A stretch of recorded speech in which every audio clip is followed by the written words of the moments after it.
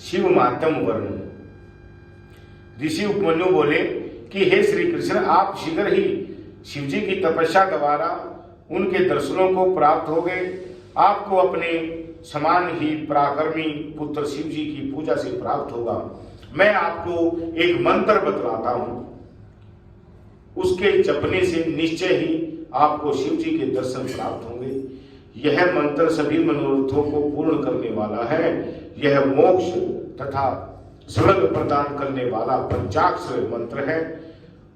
मंत्र है ओम नमः शिवाय, ओम नमः शिवाय, ओम नमः शिवाय कहलाता है। इस उत्तम मंत्र को प्रणव पूर्वक करना चाहिए। सनत कुमार जी बोले कि हे व्यास जी, इस मंत्र की महिमा बताते बताते उपमन्यु को 8 दिन और 2 घड़ी का समय व्यतीत हो गया था।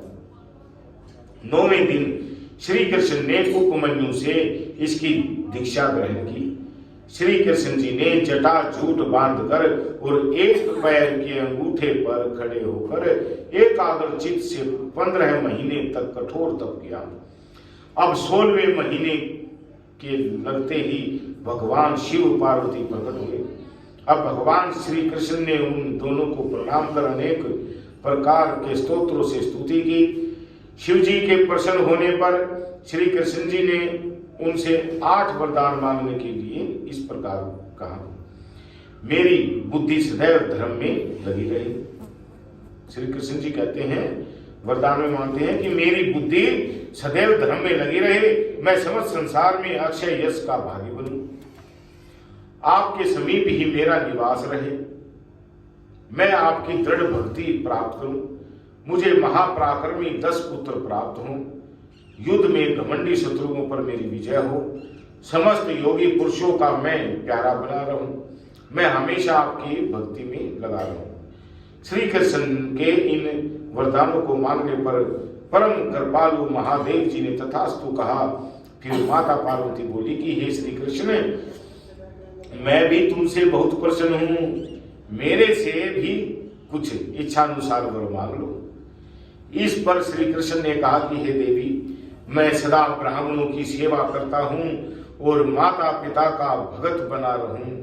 पार्वती जी ने उन्हें वरदान दे दी। ये भी इसके बाद शिव पार्वती अंतर्धान हो गए। इसके बाद श्री कृष्ण उपमन्यु के पास गए और उन्हें प्रणाम करके शिव जी की प्रसन्नता की बात बताई। यह सुनकर उपमन्यु बोले कि हे श्री कृष्ण, भगवान शंकर से बढ़कर संसार में वरदान प्रदान करने वाला कोई दूसरा नहीं है, उनकी लीलाएं अपरंपार हैं। इतना सुनकर श्री कृष्ण उपमन्यु को प्रणाम करके द्वारिका को प्रस्थान कर गए। भगवान श्री रामचंद्र जी ने भी शिव जी की आराधना करके समुद्र पर पुल का निर्माण करवाया था। दिव्य अस्त्र प्राप्त कर रावण के वंश का नाम और निशान मिटा दिया था और भगवान परशुराम ने भगवान शंकर की आराधना करके कामधेनु का हरण करने वाले सहस्त्रार्जुन का वध किया था और 21 बार पृथ्वी से क्षत्रियों का नाश कर दिया था। चाक्षुष नाम के मनु पुत्र वशिष्ठ जी के श्राप से मरुस्थल में जाकर मृग बने थे। वे भगवान शिव जी का ध्यान करते रहे।